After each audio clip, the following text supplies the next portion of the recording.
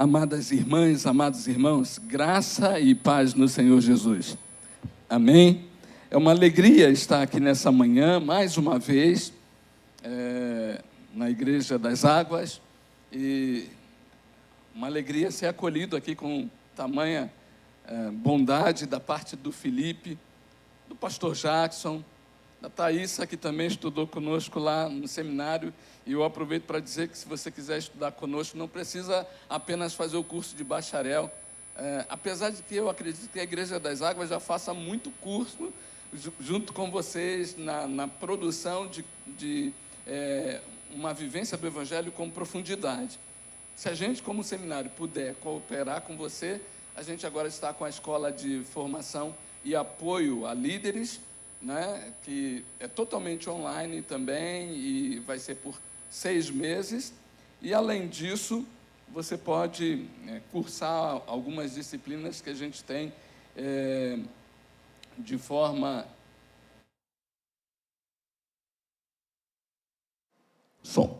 E essas disciplinas de forma modular, elas servem também à vida da igreja local. Uma alegria, da outra vez que eu estive aqui, reencontrei aqui o reverendo Gessé Ribeiro. Ele estava passando um dia aqui, um domingo, e eu fui colega dele de seminário também. E hoje a gente encontra a Antônia, né? Que alegria! Nós convivemos com a Antônia nos anos 90, 91. Foram lá em Volta Redonda, ainda como equipe da Jocum, trabalharem conosco lá. Foi um tempo muito abençoado, e desde então nós somos gratos a Deus pela vida da Antônia, e é uma alegria reencontrá-la aqui. Quero convidar você a abrir a sua Bíblia, a palavra do Senhor, no livro do profeta Daniel.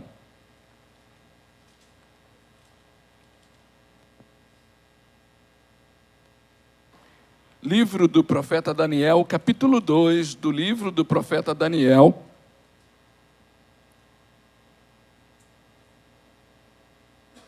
Versículo de número 11.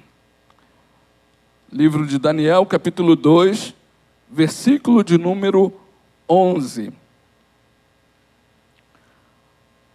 A palavra de Deus diz assim: o que o rei está pedindo é difícil demais. Ninguém pode revelar isso ao rei, senão os deuses, e eles não vivem entre os mortais. Na versão atualizada diz: estes não moram com os homens. Que Deus fale ao nosso coração. Amém?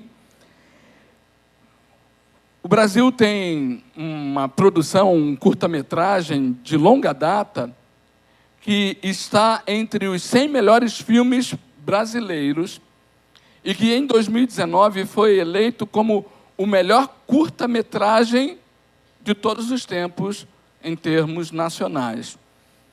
Pode ser que você já tenha visto esse curta-metragem, que é narrado por Paulo José, e o nome dele é Ilha das Flores.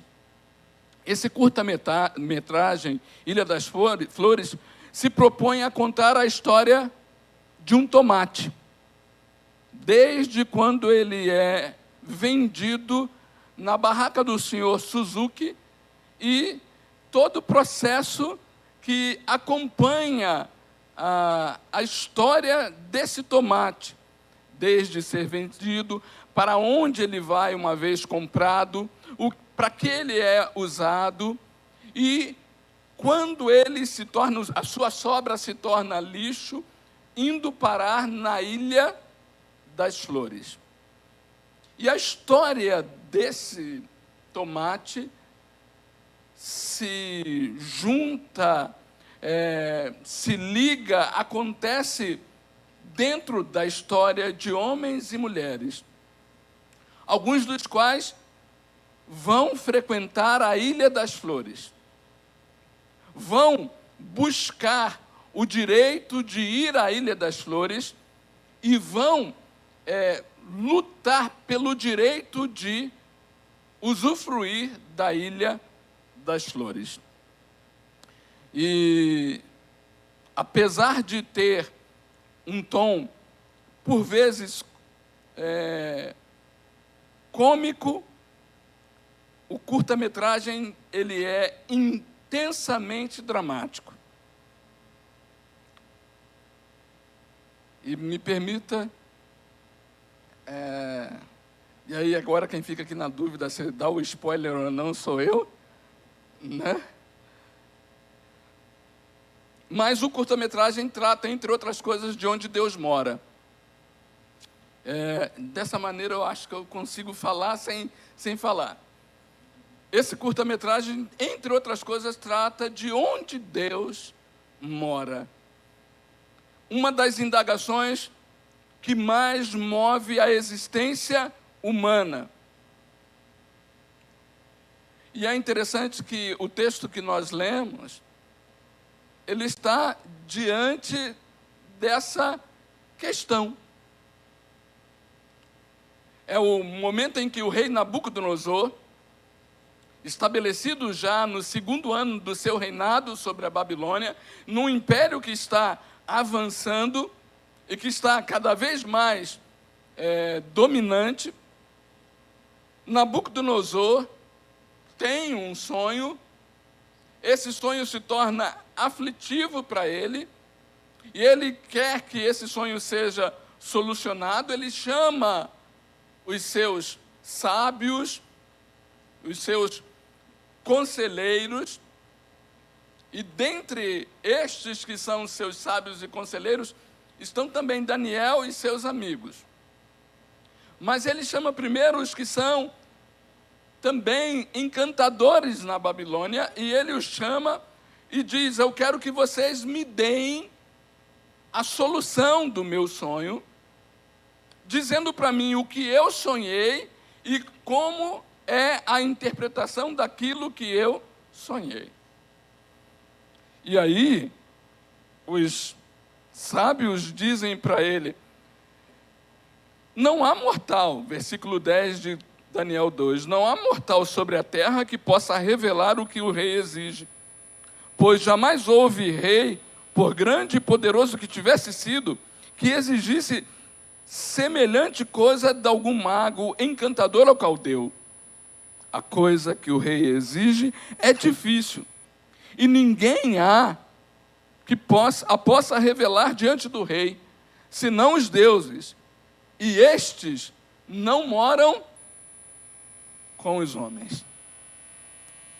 Estes não estão entre nós. É interessante porque a realidade daquele momento é uma realidade em que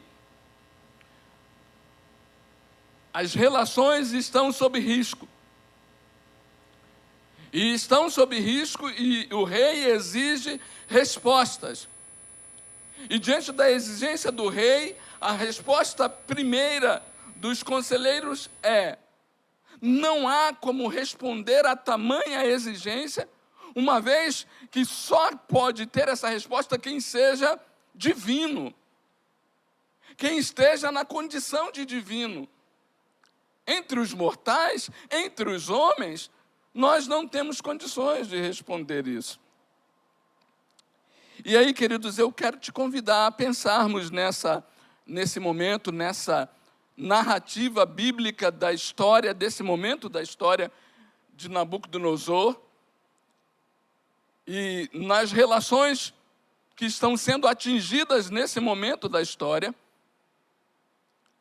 E aí pensarmos sobre o que pode destruir relações e como nós podemos encontrar a reconstrução das relações sob a perspectiva da presença de Deus.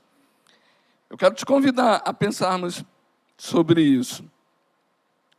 É interessante que, primeiro, no capítulo 2, você vai encontrar um rei que exige, e que, segundo a fala dos seus próprios sábios, ele exige por demais. Não houve nenhum outro rei que pedisse tal coisa. Esse rei se coloca diante dos seus, numa postura em que ele se sente absoluto. E aí eu quero pensar sobre, uma das coisas é sobre essa absolutização que nós, seres humanos, somos tendentes a ter na vida, estando no lugar de reis ou não. Aqui, o mais importante não é, pura e simplesmente, o lugar de rei, ou a figura do rei, mas o fato do humano, muitas vezes, lidar com o lugar da absolutização, o lugar de se sentir absoluto, o lugar de exigir da vida um tratamento em que ele seja reconhecido como absoluto. E como isso pode, muitas vezes, atingir as nossas relações, não só se estivermos num trono de rei. Não sem motivo, muitas vezes, se trata que um problema relacional na criação de uma criança, pode ser que ela esteja sendo transformada em rainha ou em príncipe. E a ideia é que muitas vezes essa figura esteja ocupando um espaço muito maior. Quantas vezes na relação conjugal nós podemos absolutizar a nossa relação conjugal?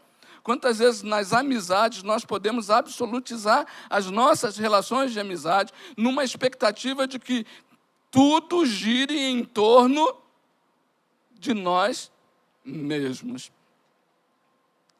E aí é interessante pensar, porque Nabucodonosor sonha, e naquele contexto, o sonho é sempre percebido como uma premonição de algo muito sério que está para acontecer. E aí ele se vê inquieto, e inquieto ele vai, nessa inquietação interior, começar a atingir as suas relações. Um dos fatores que pode destruir as relações é a inquietação interior. Ela acontece quando algo ou quando alguém tem um efeito sobre nós a ponto de nos tirar o sono. No texto, no original, é como se aquilo estivesse agora acompanhando Nabucodonosor. Ele esquece o sonho, porém, ele não consegue mais dormir por causa do impacto que o sonho causou nele. Isso o tira de foco, e quantas vezes as coisas também podem nos tirar de foco, e isso o descontrola, causando, conforme o texto diz lá no versículo 1, perturbação. Ele fica agitado, perturbado, por conta dessa circunstância. Sim, queridos, as relações podem ser atingidas pelo fato de não termos facilidade de lidar com as situações incômodas que chegam a nós pessoalmente. Nenhum de nós está isento de ter o incômodo na vida. Nenhum de nós está isento de ter a aflição na vida. Mas o modo como nós lidamos, muitas vezes, atinge as nossas relações, porque não nos é fácil lidar com as situações incômodas. Em situações incômodas, a nossa percepção imediata pede que nós nos movamos para uma inaceitação. Eu não aceito que isso esteja acontecendo comigo, eu não concordo que eu possa passar por isso, porque eu tenho que passar por isso. Como tem que ser assim? E aí, quantas vezes isso vai ser um modo de eu lidar com os problemas e com as relações nas mais diversas esferas da minha vida, no meu dia a dia. Pense num homem que diz: eu não aceito que não me deem a interpretação desse sonho, e agora tudo vai ter que girar em torno disso. E pense na sua vida e na minha vida, em quantas vezes nós pensamos que a vida precisa girar em torno apenas de nós mesmos, e porque estamos assim, nós passamos a exigir da vida e dos outros uma correspondência a essa absolutização. Não é fácil lidar com o sofrimento. Também no cinema, um filme premiado cria um caminho para lidar com o sofrimento. A Vida é Bela. Não sei se você viu esse filme. O caminho criado é o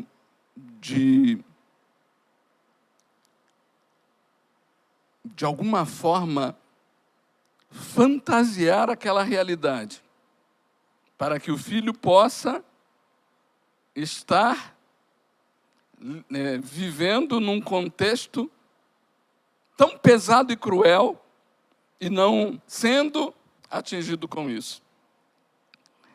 Podemos fazer isso, ou podemos, na nossa relação com o outro, expressarmos um sentimento de que nós somos inatingíveis. E esse sentimento pode nos confundir e pode nos levar a uma impaciência com a vida. Hebreus 12, 15 diz assim: segui a paz com todos, sem a qual ninguém verá o Senhor. E tenha cuidado para que não haja raiz de amargura no seu coração, para que ela não te contamine. Porque se houver uma raiz de amargura embrotando, ela vai te contaminar e contaminar também aos outros. Como é que a gente acaba atingindo as relações, destruindo as relações, por meio da absolutização e da dificuldade de lidar com a aflição? O texto nos diz que os sábios dizem para o rei: isso que o Senhor está nos pedindo é impossível de responder. De certa maneira, aqui está o outro fator, que é a transferência de responsabilidade. Eu estou sofrendo, eu preciso lidar com esse sofrimento, então eu transfiro para o outro o fardo do meu próprio sofrimento, para que o outro, então, dê respostas para isso. Sabe, Felipe, eu me lembro que, posso chamar assim, né? Pastor Felipe. Eu me lembro que na formação em psicologia, o professor dizia assim: o neurótico paga o aluguel do perverso ou do psicótico que escolhem morar de graça, né? Ou seja, alguns sofrem como descarga o peso que alguns outros, tendo como seus, transferem, jogam para os outros. Quantas vezes na nossa vida o que não funciona é por culpa daquilo que está ao redor na nossa percepção. O que não funciona é porque os outros não são capazes de nos atender e nos satisfazer. E quantas vezes nós destruímos as relações e podemos passar de casamento em casamento, podemos passar de trabalhos em trabalhos, podemos nos distanciar de filhos e filhas, de pais e mães, por conta da transferência de responsabilidade. Perturbado, passo a perturbar, por não aceitar que haja paz aos outros, enquanto para mim há aflição. Incomodado com o efeito diminuidor que a aflição afirma, porque a aflição diz que eu sou pequeno. Pense aqui em Nabucodonosor. Ele é aquele que exige todas as coisas, mas agora não consegue ter a resposta para um sonho. Então, a aflição afirma a sua pequenez. A aflição o tira do lugar de grandeza e o incomoda. E a Bíblia é estratégica nessas histórias. A Bíblia diz assim, sobre um outro personagem, que Naamã era comandante do exército do rei da Síria. Naamã tinha vitórias e mais vitórias, e quando ele voltava, ele era celebrado pelo rei por causa das suas vitórias. E aí a Bíblia diz, num tom lacônico, difícil, triste, porém, Naamã era leproso. Ou seja, toda a grandeza contrastada com uma fragilidade, com uma vulnerabilidade. E é difícil quando nós somos colocados diante do espelho da nossa fragilidade, da nossa vulnerabilidade. Durante muito tempo eu só cortava o cabelo com Príncipe Danilo. Não sei se vocês conhecem esse corte. O mais próximo do corte do Príncipe Danilo é o corte que o Ronaldo Fenômeno fez na Copa de 2002, que o pessoal chamou de cascão. Mas nós, meninos pequenos, em Vigário Geral, a mãe mandava para o cabeleireiro e era para gastar pouco dinheiro, entendeu? Então era um corte que tinha que durar muito tempo. Passava zero, quase tudo, e ficava só aquele montinho assim. E usar determinados pentes, pente Flamengo, no meu cabelo não dava certo.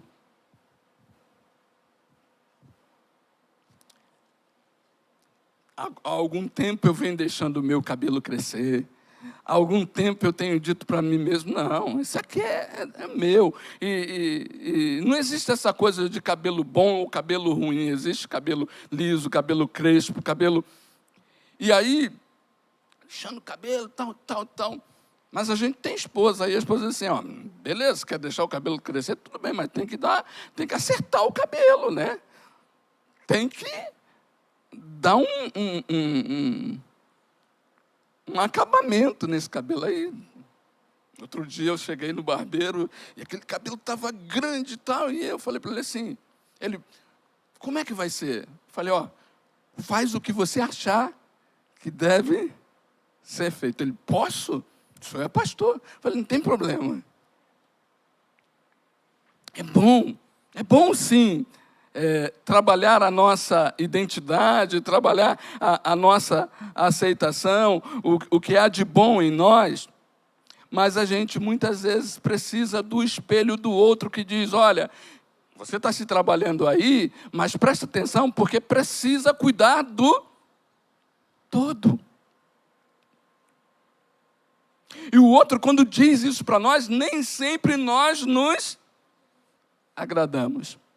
E muitas vezes as relações são destruídas porque alguém nos foi sincero, porque alguém nos foi verdadeiro, porque alguém teve a coragem de dizer assim, estamos caminhando junto, e porque estamos caminhando junto, olha, isso aqui precisa ser mexido, ser tratado. E ainda uma outra coisa que Nabucodonosor faz e que atinge as relações, e que a gente muitas vezes faz, é que ele materializa as relações. Nabucodonosor, ele faz o seguinte, ele diz para os sábios, se vocês me disserem o sonho, e se vocês me disserem a interpretação, eu vou dizer para vocês que eu vou dar a vocês muitos e muitos prêmios. Olha, a materialização das relações chegando na vida. E às vezes a gente diz assim, mas nada mais que justo, né? Será que é bom a vida se tornar uma troca em lugar de partilha? Sim, por favor. Será que é bom a vida se tornar uma troca em lugar de partilha? Será que é bom que as nossas relações sejam utilitárias? Obrigado, meu irmão. Aqui embaixo? Eu vou deixar aqui embaixo.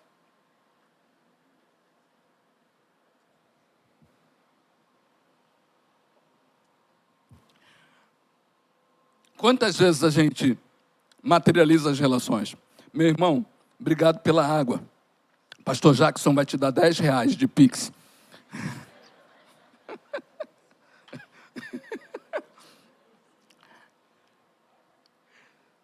O sujeito materializa e ainda faz na conta do outro, né? E quantas vezes a gente faz assim, queridos? Se eu receber de você, se eu vir vantagem naquilo que você tem a me oferecer, se eu perceber que eu vou ganhar, então você vai ter da minha parte algo para com você. Isso destrói as relações. Você troca em lugar de partilha. Há uma outra coisa aqui na materialização das relações. A troca passa a exercer pressão. Se eu percebo que eu posso ganhar, isso já é uma pressão, correto? Mas se eu percebo que se eu não ganhar eu vou perder, isso é mais uma pressão. E sob a pressão de ganhar e perder, quantas vezes nós vamos nos tornando ansiosos, quantas vezes nós vamos nos tornando competitivos, e por favor, eu sei que mercado exige competitividade, eu sei que trabalho exige isso, mas quantas vezes nas relações, no nosso lidar uns com os outros, nós estamos condicionando as nossas relações pela materialização. O que acontece na materialização? Os vínculos se esfriam na materialização. Isso é bíblico. Prata e ouro são os ídolos dos homens. Tem olhos, mas não veem. Tem ouvidos, mas não ouvem. Tem boca, mas não falam. Tem pés, mas não andam. Som nenhum lhes sai da garganta. Veja, quando a materialização toma conta da nossa vida conjugal, da nossa vida familiar, das nossas relações de amizade, da nossa vida na igreja, nós podemos estar juntos por muito tempo, mas não estamos uns com os outros. Não partilhamos vida. E às vezes a gente não percebe porque a gente vai pensar nisso a partir do ídolo, né? A gente vai dizer que os ídolos é que têm olhos e não veem. Mas o que ele está dizendo é que prata e ouro, ele está dizendo é que quando a vida se materializa, você vai ter olho e não vai ver. Como estão as nossas relações? Como estão os nossos vínculos? Como está a nossa convivência na dinâmica do nosso dia a dia, nas mais diversas esferas da nossa vida? Há relações que estão degradadas, atingidas, rompidas. Há relações que estão limitadas. Como estão as suas relações? E aí a perspectiva do texto nos leva para ler ainda, e eu peço que você leia comigo com um pouquinho de paciência. Lá no seminário a gente fala sobre o tempo de pregação. Eu ainda não disse para os alunos lá, eu confesso que eu não tenho mais perguntado para os pastores quanto tempo eu tenho.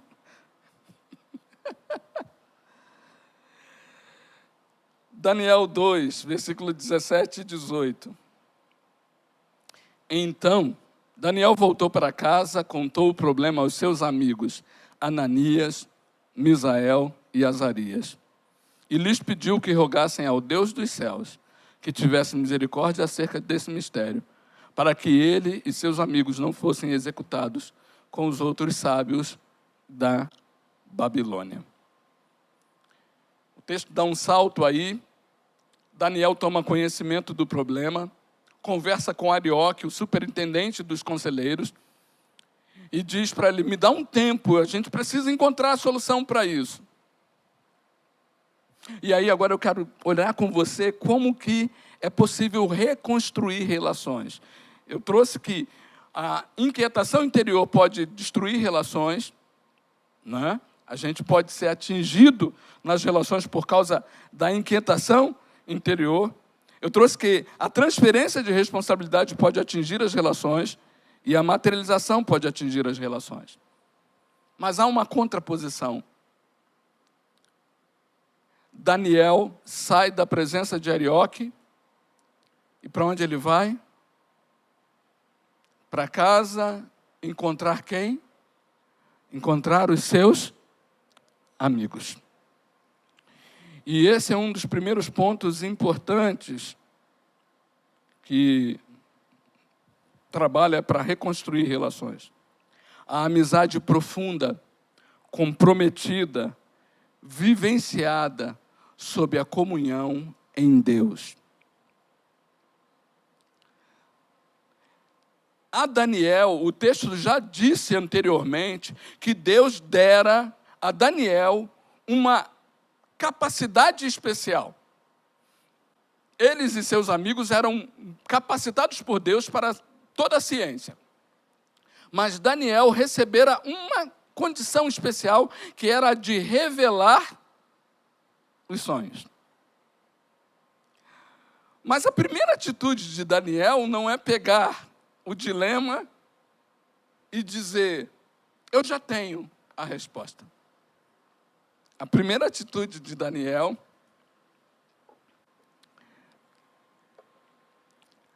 Heavy Jackson, quando o senhor assistir, mais R$10 no Pix, tá?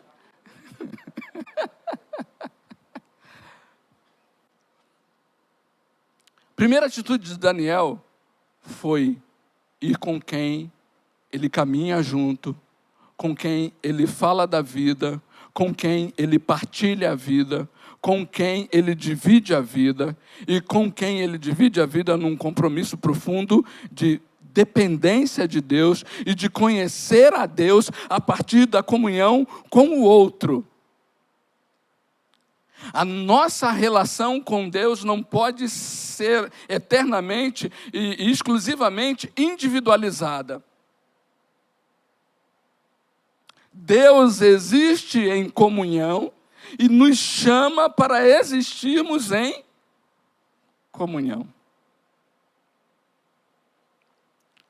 E nós não podemos, por exemplo, apenas tornar todas as nossas canções primeira pessoa do singular. Nós precisamos aprender a resgatar nas nossas canções a primeira pessoa do plural. Que fala do caminharmos juntos em compromisso. Me permitam, queridos, eu tomo a licença de trazer numa realidade que eu sei é doída, mas um testemunho. Quando estávamos lá em Itaguaí, Cíntia e sua família vivendo o desafio que viveram nos últimos tempos. Em oração, e eu morando em Itaguaí, ia lá, procurando estar com eles. No domingo, em que o grupo de irmãs da igreja daqui esteve lá, eu pude chegar no momento que estavam lá e pude presenciar como no rosto, na fala, na postura de Cíntia, de Laís, havia um bem. O bem de poder estar com quem a gente vive, com quem a gente divide, com quem a gente caminha, mesmo quando o caminho é difícil demais. Isso reconstrói relações. Estarmos em Deus para vivermos com os outros em comunhão. e estarmos assim para além de nós mesmos.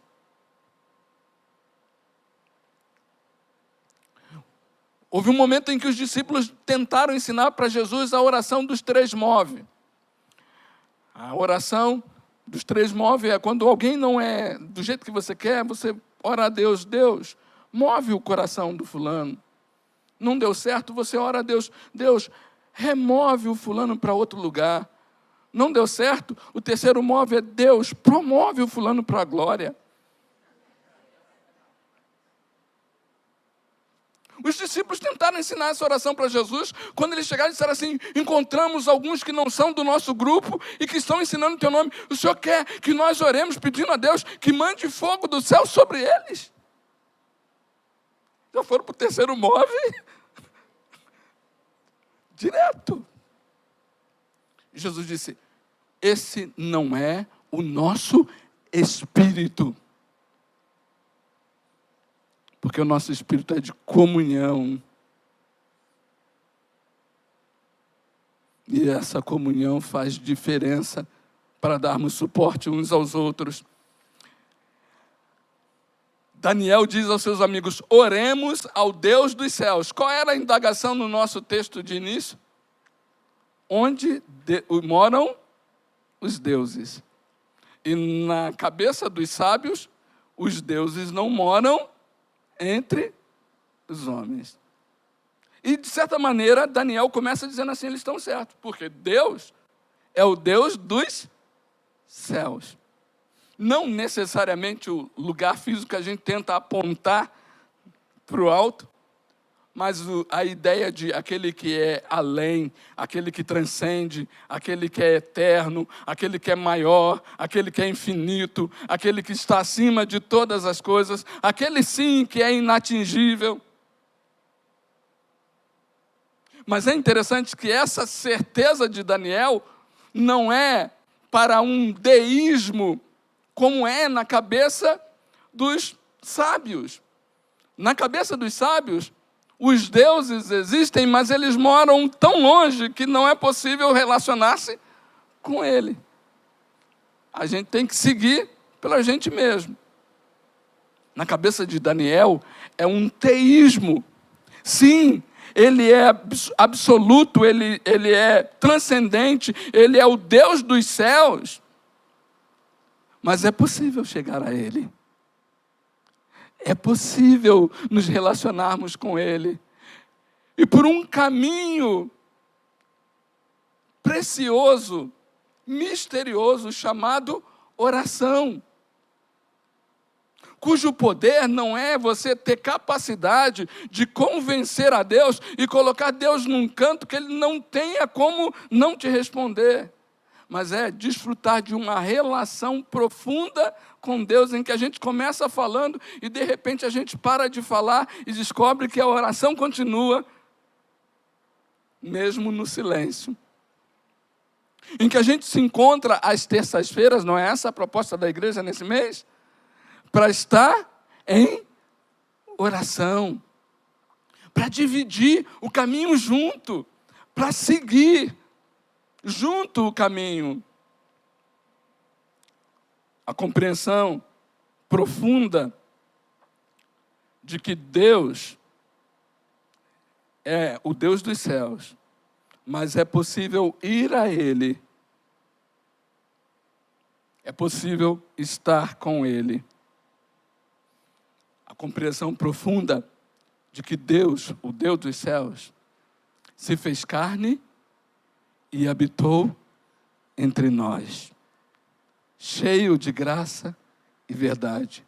Quando nós oramos, nós estamos nos movendo por isso.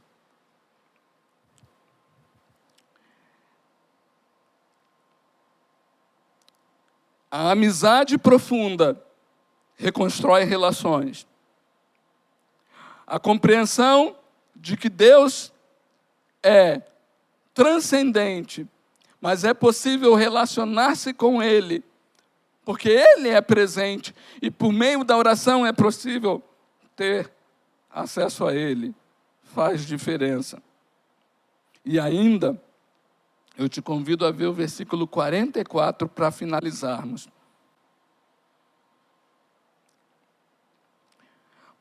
Daniel diz para o rei, agora já interpretando o sonho: nos dias destes reis, o Deus do céu suscitará um reino que não será jamais destruído. Este reino não passará a outro povo, e esmiuçará e consumirá todos estes reinos, mas ele mesmo subsistirá para sempre. Mas nos dias destes reis, o Deus do céu suscitará um reino que não será jamais destruído.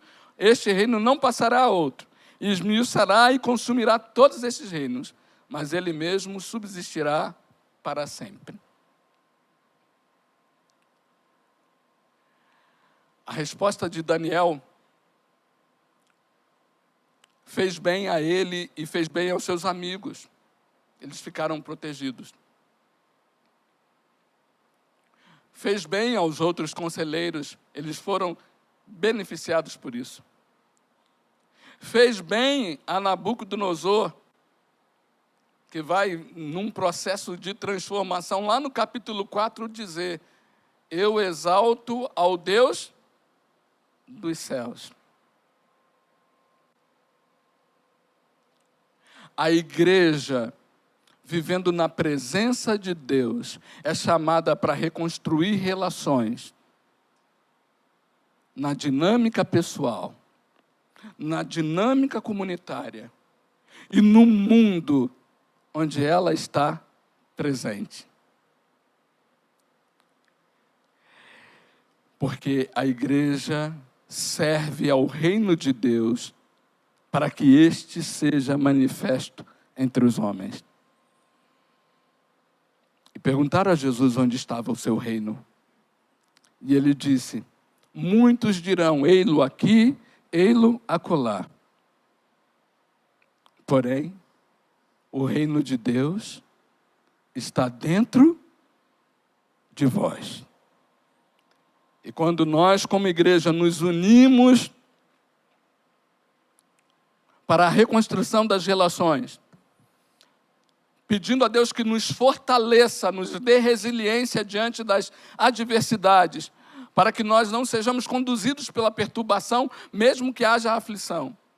Isso nos abençoa. E nos abençoando, abençoa a nossa relação com os outros, para que não transfiramos responsabilidade e não materializemos as nossas relações. Para além disso, quando cultivamos comunhão, profunda comunhão, significativa comunhão, laços significativos de amizade. Eu, quando cheguei aqui, disse para Maria Elzira: aqui nessa igreja tem um casal que foi padrinho de nossos sobrinhos que casaram lá em Curitiba. Laços da Confederação de Mocidade. Eles são lá atrás. Laços da Confederação de Mocidade. Pasmem, eles de São Gonçalo. A nossa sobrinha de Curitiba casou com um rapaz de Minas Gerais. Para além das fronteiras. Essa é a vida do reino de Deus, que Deus quer que nós desfrutemos, queridos. E que está possível, está possibilitada a nós.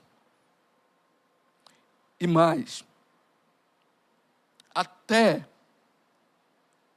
o rei, que apenas se vê como absoluto, pode ser quebrantado, transformado, e com isso todo um reino pode ser abençoado pela manifestação do reino dos reinos, o reino que subsiste a todas as coisas, o reino de Deus que misteriosamente acontece dentro dos homens. E aí podemos cantar: teu reino é sempre eterno, firmado em misericórdia, justiça, igualdade, bondade e fidelidade. A tua igreja te adora. A tua igreja te adora. Alguns anos atrás, Felipe e Thaísa, com algumas outras pessoas, viram um momento inesperado num culto em um seminário.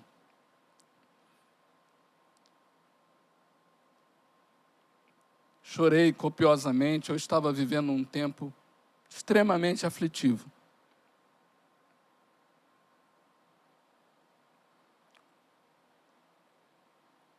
Deus me ensinando com aquele tempo. Porque eu estava me relacionando com a vida de forma absolutizada. Achava que por ser pastor, meus filhos tinham que viver a vida modelo de ser pastor. E não apenas viver a vida de serem filhos. Isso é absolutização e isso faz mal. A relação estava distante. Por mais próximos que nós estivéssemos. E era difícil alcançar o coração.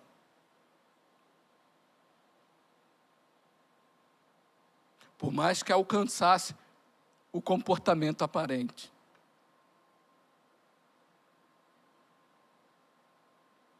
Dou graças a Deus porque Ele nos tem feito chorar. Ao mesmo tempo que Ele nos tem feito aprender a amar. E a reconstruir relações. Curve a sua cabeça.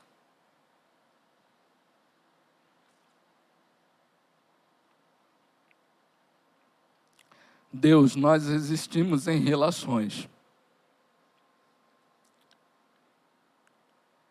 E o Senhor se manifesta conosco por meio de relações.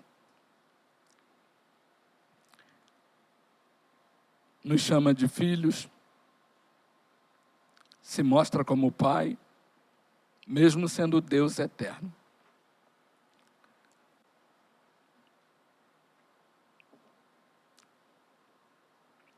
E o Senhor não se esconde dos homens, como deuses construídos na manipulação e no engano. O Senhor é Deus presente, Verbo que se faz carne e habita entre nós. Senhor, porque existimos em relações, nem sempre é fácil.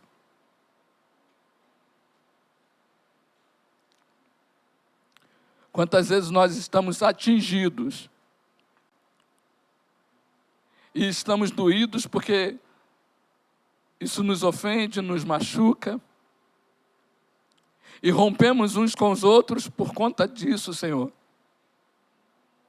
Entramos em crises diversas, por diversas maneiras. Quer na família, quer no trabalho, quer na igreja. E em tantas outras relações.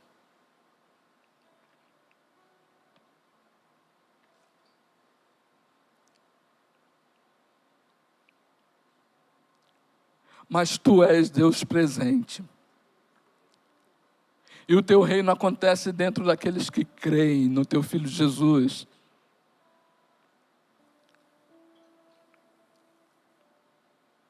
E nós rogamos então que Tu restaures as relações onde elas precisam ser restauradas. Reconstrua as relações, Senhor. Dá-nos profundidade nas amizades, Senhor. E amigos profundos no compromisso da comunhão contigo. Para que sejamos amigos abençoadores até mesmo dos inimigos, Senhor.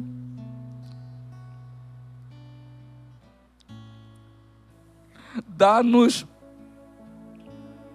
consciência de quem Tu és. E mais, confiança de que quem Tu és não impede de que estejamos em Tua presença e podemos ir a Ti e ter comunhão contigo por meio da oração. Renova, torna viva a oração no nosso coração para vermos relações restauradas, Senhor.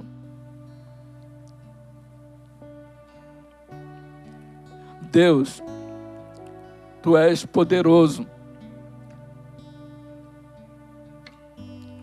para não só nos abençoar de forma individual ou como comunidade de fé, mas para fazer resplandecer a Tua luz por meio dessa comunidade de fé, onde quer que estejamos.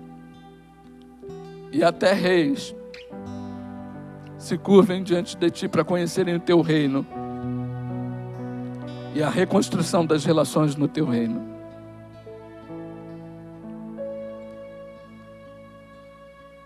Faz assim na minha vida e na vida de meus irmãos. Nós te pedimos em nome de Jesus. Em nome de Jesus. Amém.